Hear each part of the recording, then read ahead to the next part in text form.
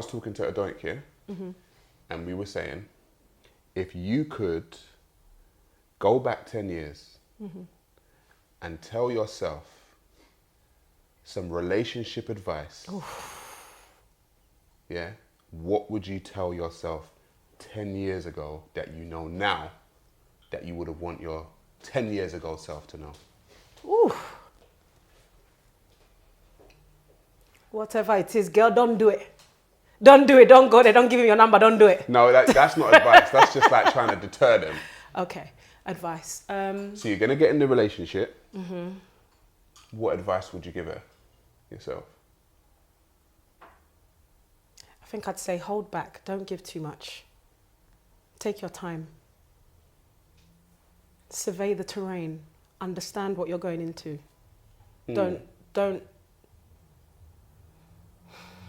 Don't smile at the first person that pays you a compliment. Whoa, okay. Take time. Is that what you were like 10 years ago? Smiling at the first person that gave you a compliment? Yeah, you kind of, without realising, you open doors and allow people in that technically don't deserve your space or don't deserve your time in that way. And without understanding what you're doing, you can give too much, say too much, do too much. And if that person, unfortunately, is not ready to reciprocate, you can end up damaged. And then it means as time goes on, eventually you'll meet someone that you should have given all of that to, and you just don't have it to give anymore. But don't you think that damage is part of the process? Like, of relationships? It doesn't have to be. If you're wise, if you're smart, if you're observant, if you take good advice when it's given to you, you don't have to be damaged in every situation. However, the damage doesn't necessarily mean it's the end. If you take time to heal, you can learn.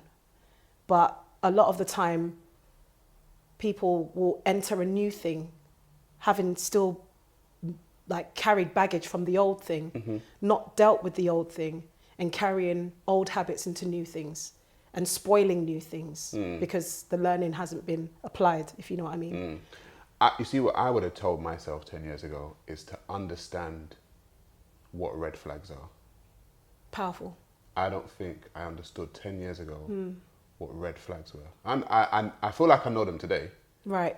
10 years ago, I wouldn't know a red flag if it bit me on my arse. I think a lot of the time, when you're young, and also understanding red flags, and I would have told myself, love is not enough to sustain a relationship.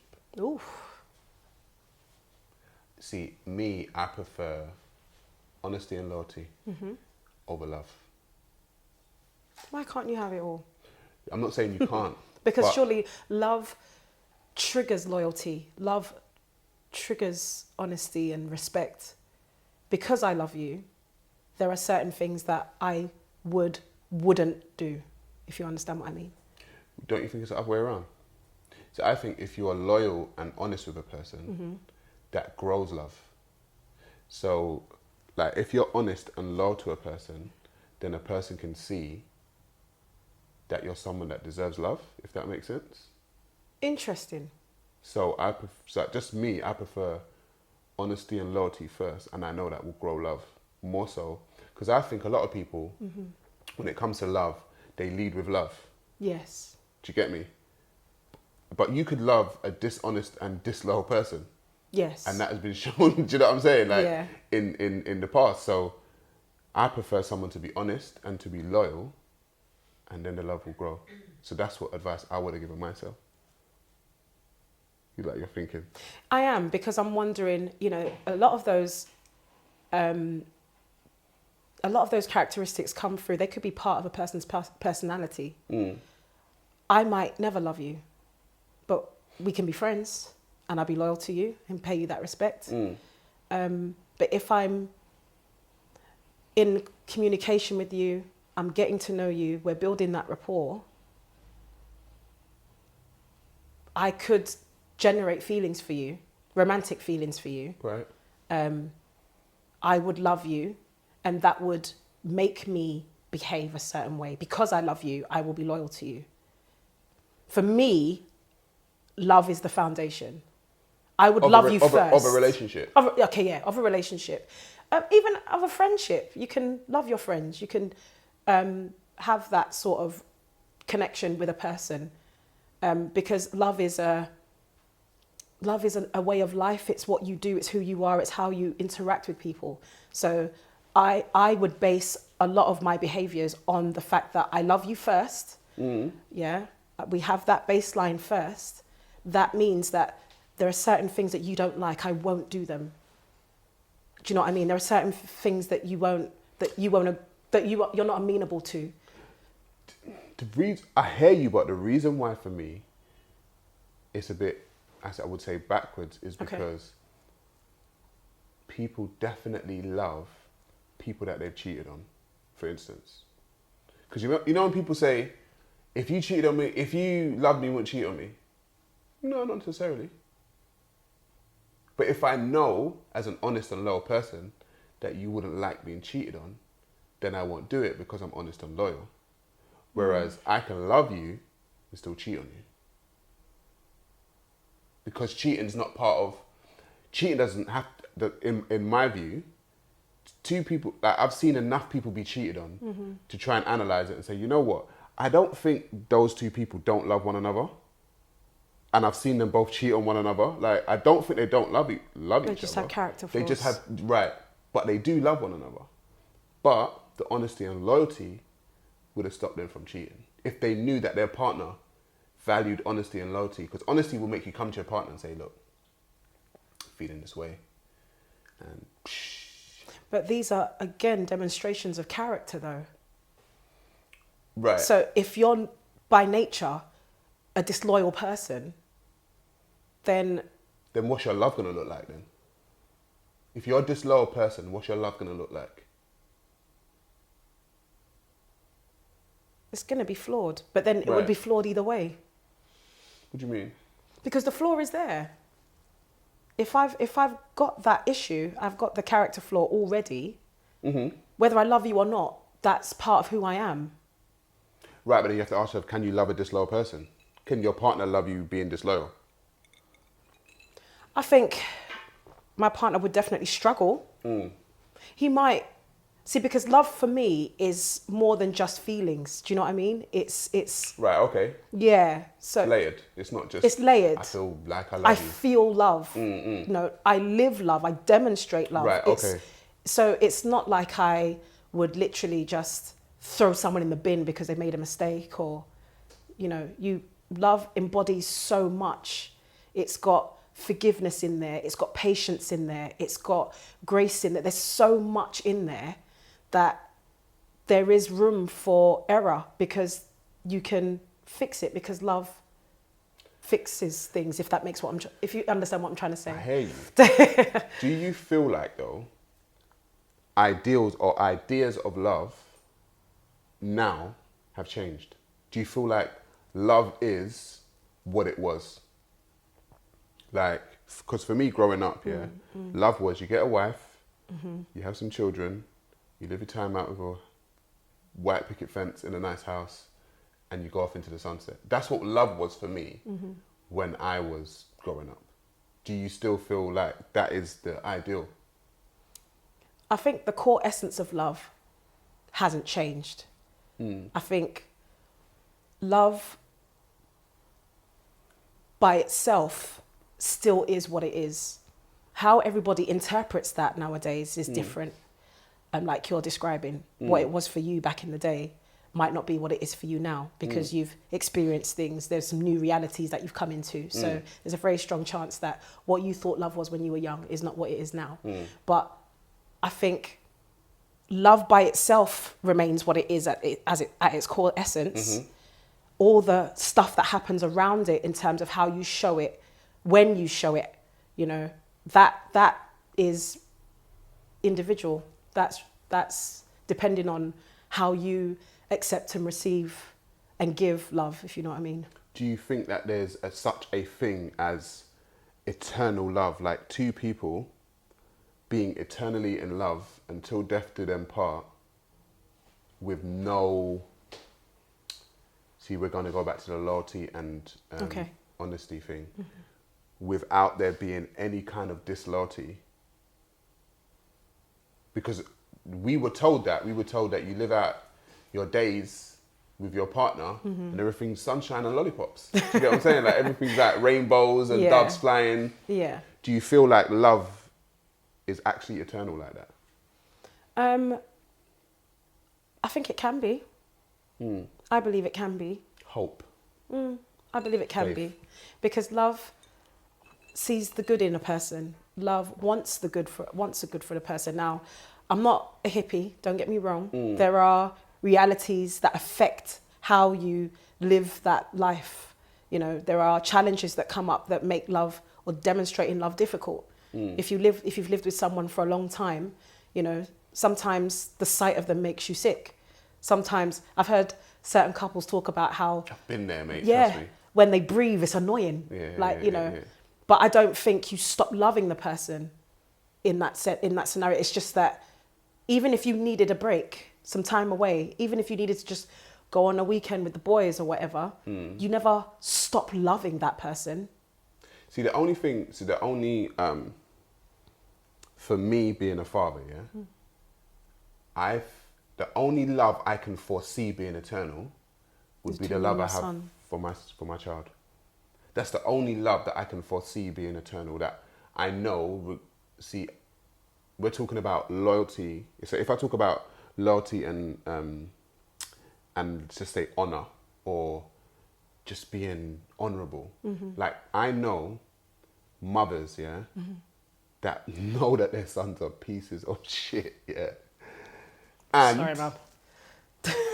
they would ride with them to the end. Because it doesn't matter whether that person is disloyal or dishonorable. It's my child. Well, there's an example of everlasting love, I guess. Right, that's what I'm saying. For me, that's the only everlasting But love. you don't think you could have that with your partner? I think when it comes to male and females, getting into a situation, everyone will have their breaking point. Why? Because there is no real bond. Like the blood bond for me, with me and my son, is deeper than any bond. And the blood bond between the mother and their child is deeper than any bond. So that's why I feel like that person can get away with things that maybe a partner couldn't get away with. We will always have our breaking point with our partner. Whereas we might not have the same breaking point with our child. But you would have created everlasting bonds even in the creation of that child.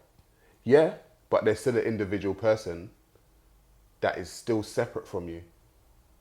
Whereas your child because you're not blood bound.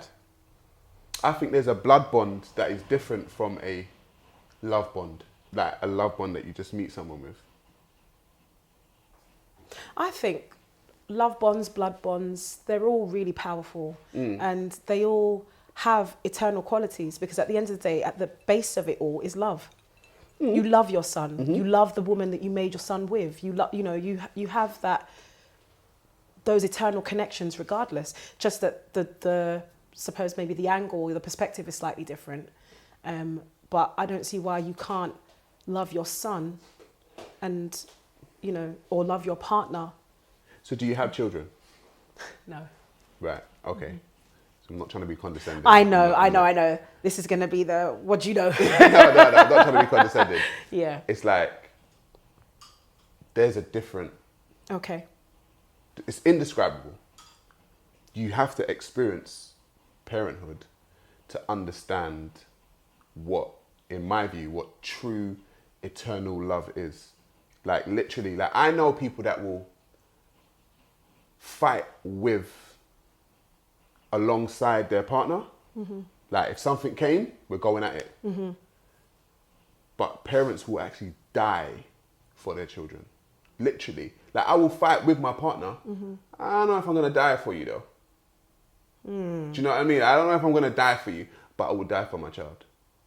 And so I think like when it comes to like children, the child love and the partner love, I do feel like it's different. That's interesting. Okay, so fair enough. I've not had the privilege of childbirth yet. Amen. What did they say? What did they say? I receive it. I receive it. I receive it. I receive it. So I've not had that privilege yet, but I have built bonds with my siblings. I'm the first of 4. Blood. I have bonds with my godchildren. And the ways that you're describing that love, I have for those children. Right. Even without having that biological connection, I would definitely ride for my nieces, nephews. You would die for them. I would give up anything for them. Right. Okay. Fully. Okay. Because the love I have for them embodies that. And it's anybody who knows me knows it's something that I've even been warned to watch. Like it's an issue. Yeah. I definitely need to tone it down. But honestly, it's one of those things that I feel is part and parcel of who I am. You're talking about some of these characteristics, loyalty, honesty, respect. And I feel like I demonstrate that out of the love that I have for the people around me. And if I don't love you,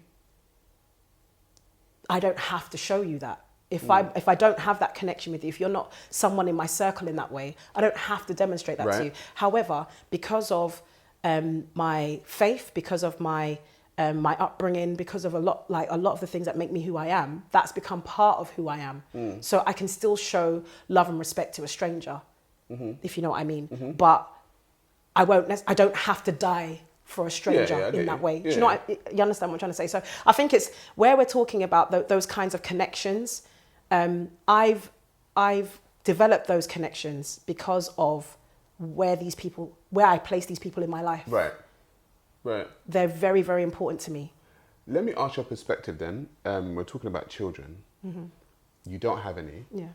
But how would you think what would you think the best way to raise a child in this modern day would be?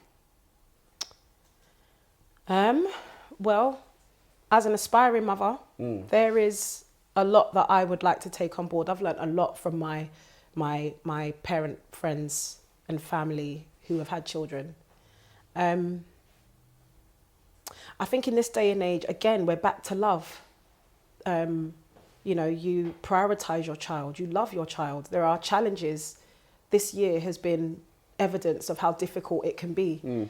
And I've spoken to people who have had those very real, raw sort of, I'm at home with this kid and he is bouncing off the walls and I just need a break. I cannot deal. It's just having that opportunity to prioritize that child, understand that child, get to know that child. A lot of people are struggling with the resources they have, with the time that they have. I think living in London, especially, in a city like London, is really difficult. There isn't enough time given to parents to be parents.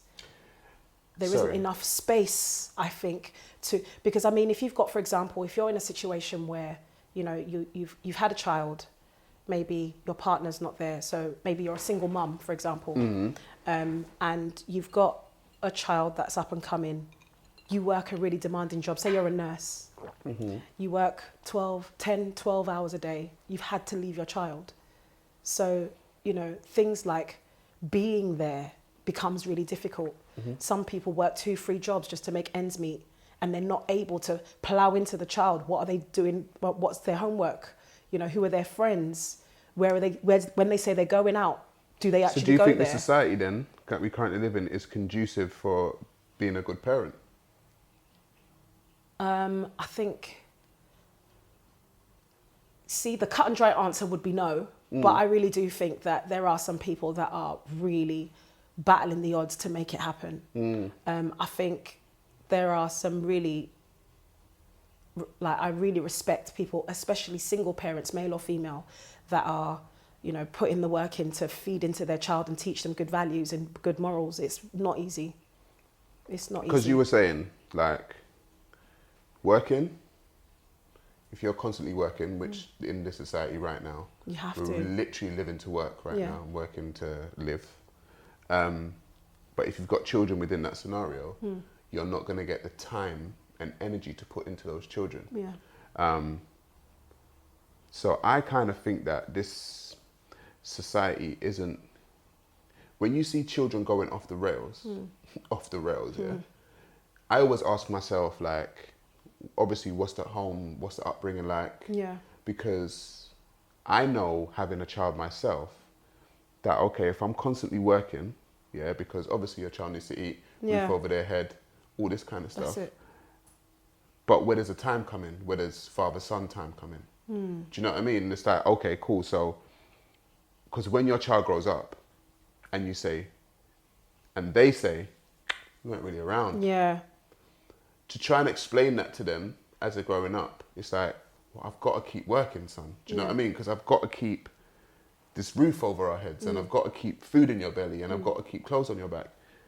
I don't think children really will get it until they hit their late teens to understand what parents sacrificed. Because a lot of the time you can say, oh, my dad weren't there or my mum weren't there, but you don't know what they were actually sacrificing. Not the reason they weren't there because they didn't want to be there. Yeah. They were literally not there because the society that we live in is not conducive for us to have this time together and for me to work. It's a real challenge, you know, that I know that there are some people that want to build that relationship and they're challenged because they've got all of these responsibilities. I think it's easier said than done. I'd love to be able to say, you know, make the time. You know, I'd love to be able to say that. But there are harsh realities out there where actually, even whilst you're deliberately trying to make that time, you've got competing priorities. Again, I'd love to say, you know, put your child first. They come first. And of course, to every parent, their child comes first. They do. But, you know, unfortunately, you do get some neglectful parents who are sort of like, well, I never got a chance to live my life. I want to do my thing. I think that's a dangerous place to be, to raise a child in that kind of, when mum or dad is in that sort of mind frame, that's quite dangerous. Do you think people have children too young nowadays? I can't say what young is anymore. Right. I just think some people have gotten themselves into situations where their maturity levels weren't really as high as they should have been, or there was a lot that they weren't necessarily exposed to enough to be able to make those really challenging decisions. I would never encourage a young person to terminate a pregnancy, but I do feel like they need to make sure they've got a network where they can actually get that support, because bringing a child into the world, as beautiful as it is, and we all celebrate it, it's hard. It's hard work. And even for someone who's not had a child, I've got eyes in my head. You know, I see how parents struggle, you know, to make things happen. And I'm just talking about people that you meet day to day. You know, there are some people who have the affluence, they've got money, they've got time, they've got everything that we're talking about. And still the challenges are there because you're dealing with a new human, a personality that needs to be reared, that needs to be trained, that needs to be disciplined, that needs to be, you know, put on the right path so that they can achieve their own purposes and destiny as well. So whatever it is, I think if you've had a child and you haven't even fully understood your purpose yourself, or you haven't got a lot of the things you need to put in place in life already, you and your child are going to have that ongoing battle. See, this brings me to a book I read, and an author. She's a psychiatrist called Frances Welsing, and she wrote a book called The ISIS Papers. Okay. And she specified, for black people specifically, that black people shouldn't have children at least until the age is between 30 and 35. Interesting. In the Western world. And she said that because, just like I'm saying, it's not conducive for the raising of a child. When you're between 30 and 35, you're a little bit more well-rounded than you are in your 20s or in your teenage years. And so what you can do when you're in your 30s to 35 is still hand down wisdom to that child. You will probably be in a better financial position between the age of 30 and 35. So I think, in my view, I think people are having children a little bit too young. That's just my own personal view. Young and then struggling, because do you think the way in which you were raised will affect the way in which you would bring up your own child? Absolutely. In what way? There are things that my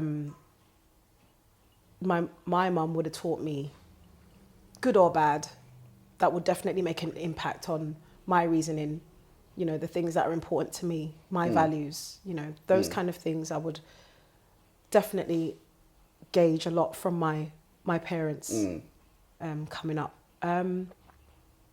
There are a lot of things I'd like to unlearn, if I'm honest, because a lot of those things are like most parents will do what they can to protect their children. So there are certain fears and things that they'll put in their child, you know, like don't go here, don't go there, don't do this, you know, those kind of protective barriers that they put around you. But they go on to become ideas, mindsets that can sometimes stifle you. So there is a lot I'd like to unlearn, but there's a lot that I would definitely keep. I mean, I'm not being funny. I'm even out here trying to cultivate my African accent so that when discipline time comes, my child will understand I mean business. Business. I'm not here to muck about. No muck around here. I told you to sit over there. Don't come and tell me stories. What happened with me, my upbringing, this is how it affected mine and my son's relationship. So I was raised without a father, so my father wasn't around. And I became angry.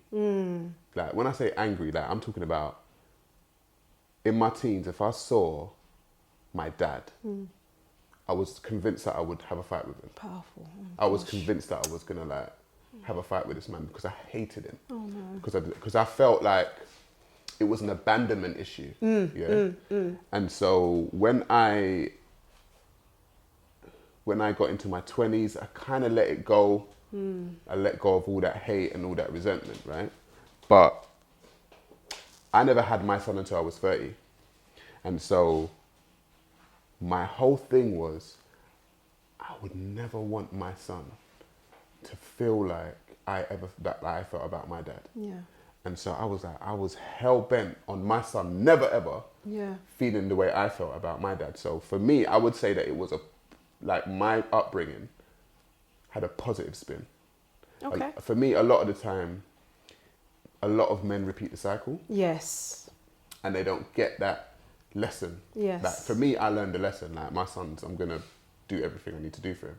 Me and my son are really close. Like, do you know what I mean? We have a great relationship. However, a lot of people don't learn from those things. They continue the cycle. That's right. And abandon their children. That's right. So for me, that would be the definite positive spin for myself, on not having a father around, because it showed me exactly the type of man that I don't want to be. Yeah. I've had a conversation once with somebody who, unfortunate, typical black people cliche, you know, like you're saying, dad wasn't around. But mum was very instrumental in his life. He was taught some very, very good values, but he's decided that he's never going to have children. Really? As young as he is, I'm hopeful that, you know, things will change, things will turn around. Obviously, he's quite young now. The person I'm talking about is about 20. So he's 20, decided that he's not having children. But he has decided it's not happening. That could change, though. Yeah.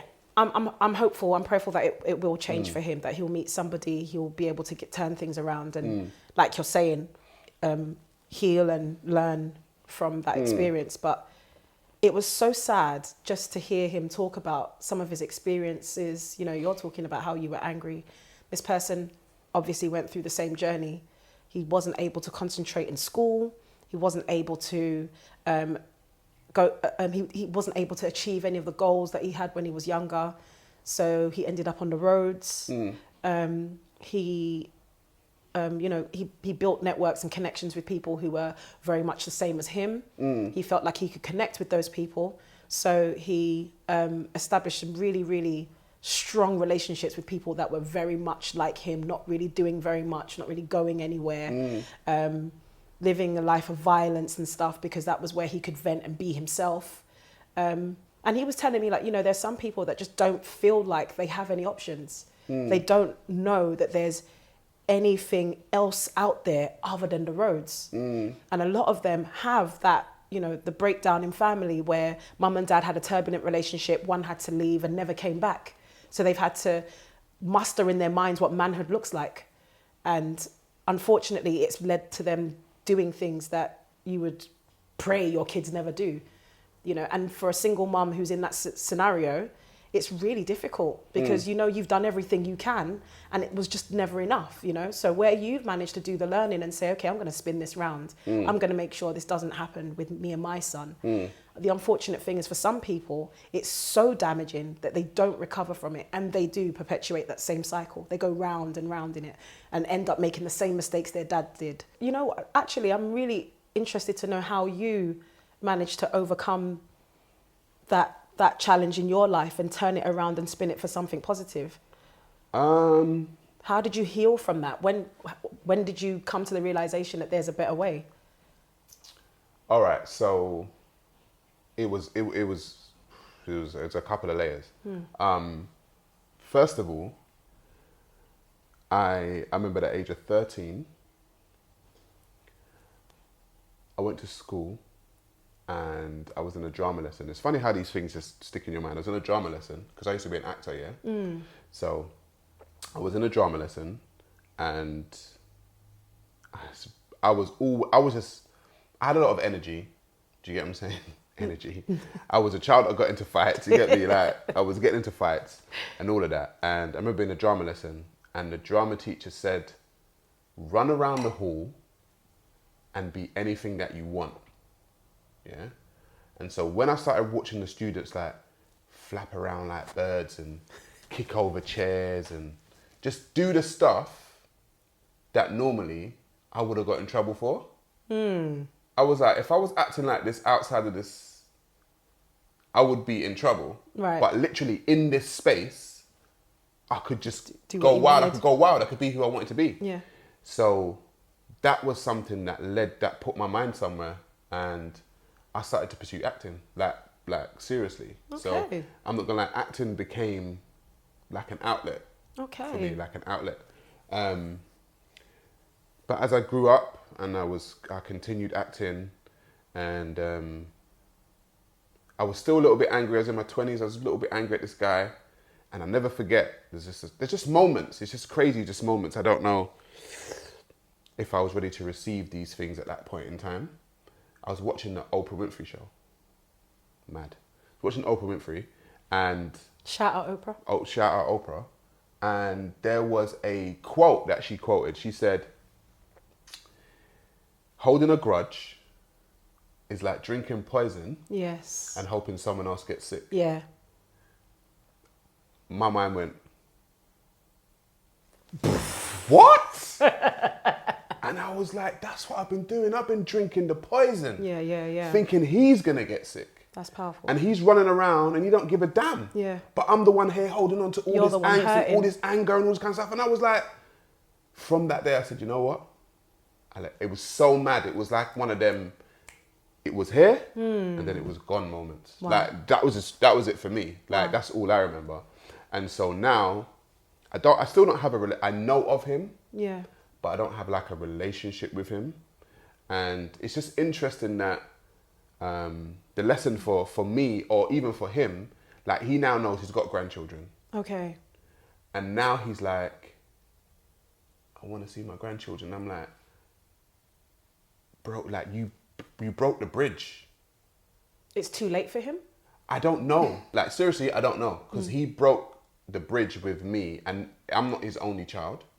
So he's got other children. I've got like brothers and sisters. So it's like, they've got children as well. Yeah. Do you know what I'm saying? It's like, bro, it's weird because when you're living that life of fancy-free and carefree living, yeah, you don't think about your children having grandchildren, you getting old. That's right. And you wanting to see your grandchildren. You don't even think of those things. Yeah. But now he's thinking of those things. And I'm like, in my head, I'm like, but bro, when you were leaving your kids, you weren't thinking about this. So, and we were the children, you were the adult. Yes. So really and truly, you should have had the foresight that we never, because we're just children, but you never had the foresight to know that you're going to have grandchildren one day and you might miss them. And that for me was like, well, really, bro, like, if he didn't miss you and his other children, what makes you think he's going to miss his grandchildren? But now, I don't know what he's feeling. I'm not going to lie. Like, I don't have any, like, malice towards him or anything. Sure. But I'm just like, it's one of those mess situations. It's like, do you know what I mean? Yeah. And so, for me, what is very interesting is I can take people hating me and I can take people loving me. Mm-hmm. You see when people are just indifferent to you, it's a different feeling, you know? Because you're getting some kind of you're getting some kind of emotion towards you. Yeah. Positive or negative. Positive or negative. Something. If someone's like, that's got to burn. I get you. And do you know what I mean? And I know that's probably what he's probably feeling indifferent, so it's burning him. Yeah. So, going back to like fathers not being, you know, in the home, if they don't have the foresight to know that at some point in time, yeah, their children are going to have grandchildren, and all this fancy-free, carefree living that they're doing right now, you're not going to be in that zone forever. Yeah. You're going to be in a reflective zone. As you get older, you get more reflective. You start to think about your life, start to think about your children, the decisions that you've made, all of that kind of stuff. And if you don't start that early... I get you. So if he's at this reflective stage now, is it possible that he's reflected and realised that he's made a mistake 100%. or that he wants to make things right, he wants to rectify things? So does that mean that if he reached out to you, you would allow him to meet your son? I actually met him. Okay. I met up with him. Okay. He hasn't met up with my son though. Okay, fair But enough. I've met up with him. He doesn't even live in the country. So you are rebuilding that relationship then? I don't know if it's a rebuild. All right. I'm not gonna lie, I don't know. It's just that stage of Okay. see what happens. See what innit? happens. This type of lesson needs to be learned, man. Big time. Big time. It needs to be learned. Cycles need to be broken because crazy. it's having negative impacts on people. Yeah. You know, there's nothing positive about being abandoned. Nah. There's nothing good about somebody walking out and leaving, you know, mum or dad. You know, I know somebody who's had to take full custody of their child as a man. And for me as a woman, that is highly unusual. That you can go through the process of being pregnant for 9 months, go through the hardship of labour, and then not be around. But you see, there are complications there, there are technicalities there. I don't know the ins and outs of everybody's situation. But I just think when children are left to sort of fend for themselves and figure it out on their own, they're going to take ideas and values from very strange places. The things that influence them might not necessarily be positive. So you actually had one of the few stories that actually works out for the good in a lot of ways. Yeah. Because a lot of people don't end up that way. They end up on the roads, they end up in gangs, they end up doing all sorts of things. And you just think, you know, obviously it's not everybody that's in a gang that's got abandonment issues. Yeah, true. I'm just crudely generalizing that. Can I jump on something you just said though? Yeah, go on. You said you can't understand how you can go through labour, Yeah. you know, childbirth, and then abandon your child. Yeah. I might say something that's a little bit controversial. I don't believe just because you've got womb and ovaries that you're meant to be a mother.